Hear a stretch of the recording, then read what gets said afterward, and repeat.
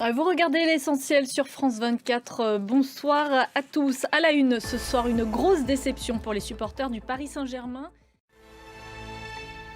Après avoir conquis la Ligue des Champions, la Ligue 1 et la Coupe de France, les joueurs du Paris Saint-Germain n'ont finalement pas fait le poids face aux Londoniens de Chelsea en finale de la Coupe du Monde des clubs. Ça se passait au MetLife Stadium à l'ouest de New York.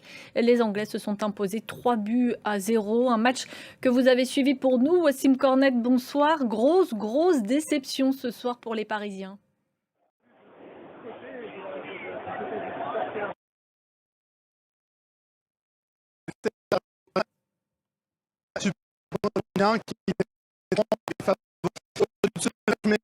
Manifestement, nous avons un gros problème de liaison avec New York. Wassim, on tentera de vous joindre un petit peu plus tard. Un mot également de l'équipe de France féminine de football. Elle s'est qualifiée ce soir pour les quarts de finale de l'Euro.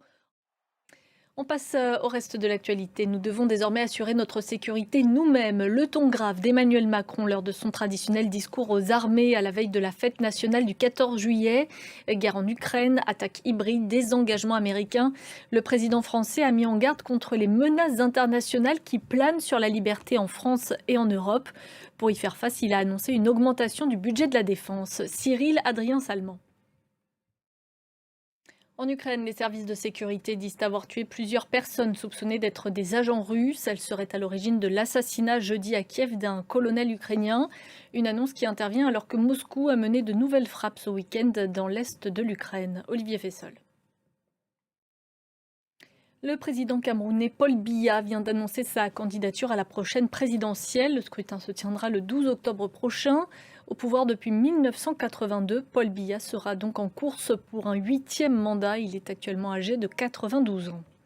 Et puis on a appris ce dimanche le décès de l'ancien président du Nigeria, Muhammadu Buhari. Il avait 82 ans. C'est l'une des annonces du week-end. Donald Trump a décidé de faire passer les droits de douane sur les produits européens de 10 à 30%.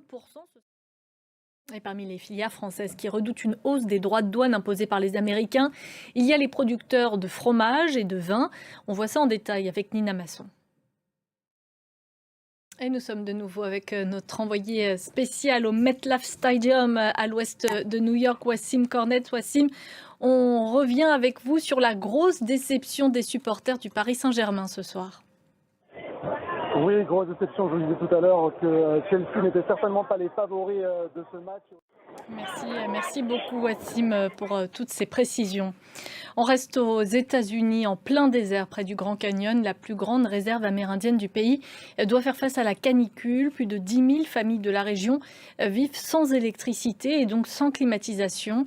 Une situation due au retard de l'électrification de la région par rapport au reste du pays. Natalia Odisharia.